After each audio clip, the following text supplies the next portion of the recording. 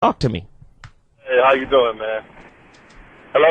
Yeah, brother, we here. Hey, first of all, I want to say I like your show, and also I'm a fan of you, DeVoe, and Johnny Depp, man. I watch your stuff. Thank you. Thank you very much. I got a couple of quick questions. Could you talk about behind the scenes that a lot of us don't get a chance to know about or see about when we do watch the movies? And also, I wanted to know, why did you guys get involved with it? And talk about the steps you took to get to where you got. Oh, well, as far as like the behind the scenes, like my behind the scenes consists of like this little crazy stuff, man. Not just picture taking, what you see with a lot of stuff, man. I catch like people doing crazy shit, man. You know, crazy acts. So that's what my behind the scenes is about, man. That's what it's about.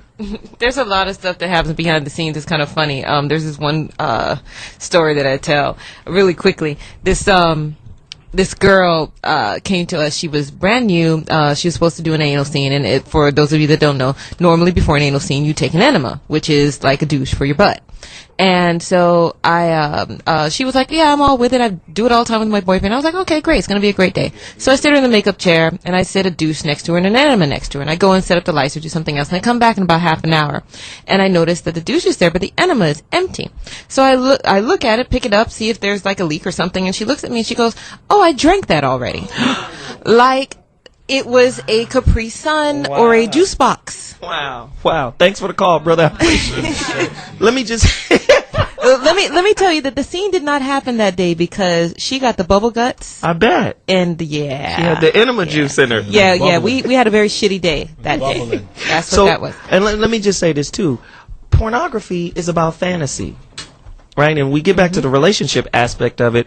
If you're dating a person who is, in the industry and you're not, doesn't the fantasy die once you're with a person and this is my job now, as opposed to sitting on your couch and watching it on TV and it's playing into your fantasy? You're living with this person now. And it's like there's no more fantasy, right? Well, I don't live with Johnny Depp. I live with the person that Johnny Depp is when he's not Johnny Depp. But no, it's different for you and Johnny because you guys are both in the industry. I'm talking about one person being in the industry and then the other person not being in the industry. Because like the relationship, the development of them have to be difficult with people that aren't in the industry. One would think that it would be more difficult for one person to be in the industry and one person out. But in my experience and my observation, it's the same because the jealousies, everything that is irrational about relationships, about any relationship, carries over whether there's two people in the industry or not. We could have met on set, you and I, Zoe, and I'm like, hey, my name is Diana. By the way, my name is Diana. Yeah, I keep saying Diana. My name is Diana. I'm going to suck your dick today. And you say, okay, that's great.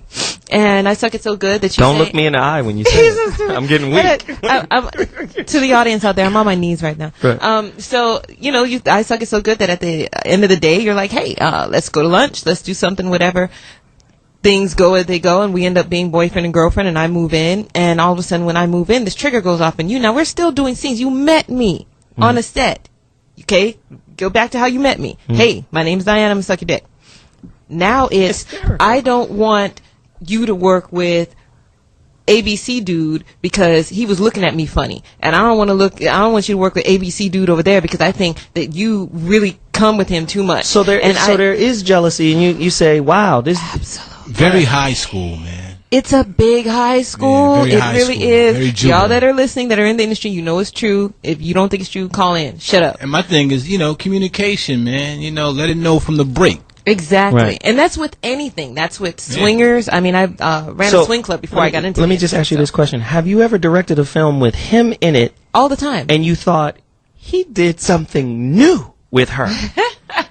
You know what? No, I will say this. He might be putting it down a little too good. You've never? Because, okay, in your research, you've seen, what he's working with and whatnot, I don't want to deal with that every night. I wasn't really gauging it. You the one said, what did you say? Was it baseball bat or billy club? It's a billy club. Yeah. Okay. So, like I said, you're familiar.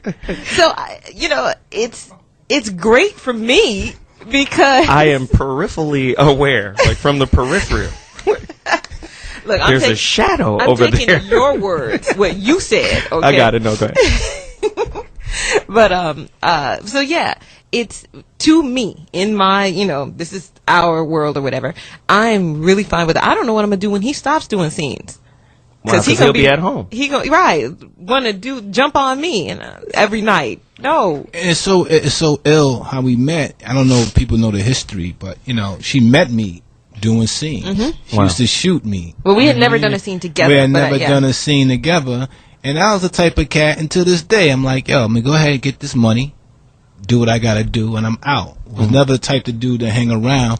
And I don't know, maybe she saw something in that or whatever. Well, I thought he had a girlfriend because I'm like, had a girlfriend. Anybody who goes to the set, does their thing, takes her shower, and leaves, and then the girl's asking like, "Who was that masked man?" And that was on some Zorro shit. Right. Disappearing. He's gone. I'm like, well, surely he's rushing home to his girlfriend, but he was actually rushing home to his Xbox.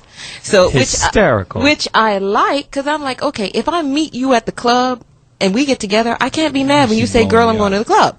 Okay, let me do this. Let me go to some more callers. Tony, St. Louis, talk to me. Hey, how you doing there, Zoe? What up, man? Hey, it sounds like your show is all about relationships, and the people in the porn industry have some of the same relationship issues that the rest of us. Exactly. Exactly. And communication being the number one deal. So, and as far as porn things and how it can affect your relationship, I think I personally have dabbled in internet porn, and my wife wasn't happy about it. But one of the things that helped us was, well, if we both go to the porn store and pick something out together, well, that helps with the experience because, like I think Diana's saying, her scenes are rated towards storyline and things of that nature, whereas other scenes are just like, let's hit it and quit it. So if she's involved, me and my wife, with the selection, she's going to be more involved with the movie, and I think we both benefit from that. So right. I think, I guess what I'm trying to say is in my relationship, it was an issue, but once we discussed it and came to terms with it, now it's a plus because we don't do it every night, but when we do, it's something that I think we both look forward to. You guys do together, right. Thank you for the call. I appreciate it. And what he talked about, I mean, what's the difference? Because what he talked about is an intimacy building practice. A lot of times intimacy building means we're doing this together. We are present on each other. Our focus is on each other. Right. And a lot of times with sex, especially with men, we have a focus that says, I'm trying to get off. Right? We're goal oriented. And the goal might not be inclusive of the person we're with. Let me do this so I can get back to, I need to see LeBron make the decision. So let me squeeze this one off and then get to the decision. So sometimes, like I said, we're goal oriented. But if we start doing things collectively, like what is the difference between what he said, watching porn together as an intimacy builder, or then, going to buy lingerie together for your girl. Like, hey, let me go with you and I'll pick something out that I want to see you in. That's an intimacy builder too. But pornography, it can turn into an addiction as opposed to going to buy some lingerie. Go ahead. Nah, I know couples that, go buy porn together. Like, I even had guys, like, on the Facebook. They was like, yo, man, my girl loves you, man. You know what I'm saying? Like, we watch you together, this, that, and the third. I'm like, yo, that's a good feeling because a lot of times the chick is dictating the relationship. Let's be real here, fellas. If you wasn't, you would be ducking and dodging. You know what I mean? You're a grown man. You can't watch adult films. Why you ducking and dodging? So obviously somebody's running that relationship. But I said that to say this. When you go together, and you want to watch it together, you can build together. Right. So, yeah, it's a but good see, move. if we go back to Gail Dines, she makes a great point. Originally, right, pornography was used by clinicians and therapists as an intimacy builder. But this is way back in the day when the girls were way uglier, right? The girls are really fine nowadays. This is a whole different movement now. Back in the days, one or two girls would pop out and be cute or whatever. But back then, it was more, there was a little plot to it, and it wasn't as reckless as it is now. So now, when I say reckless, I mean the experimentation, all of the different things, like she said, the misogyny, the abuse and all of that stuff. Now it's like this is not, intimacy building stuff. This is, dangerous and detrimental. I got to take one more break. You're listening to Zoe Williams, the voice of reason. This is a crazy, crazy topic. Got to take one more break. Again, pros and cons, pits and peaks and pitfalls of adult film star relationships and their industry's effect on yours and mine.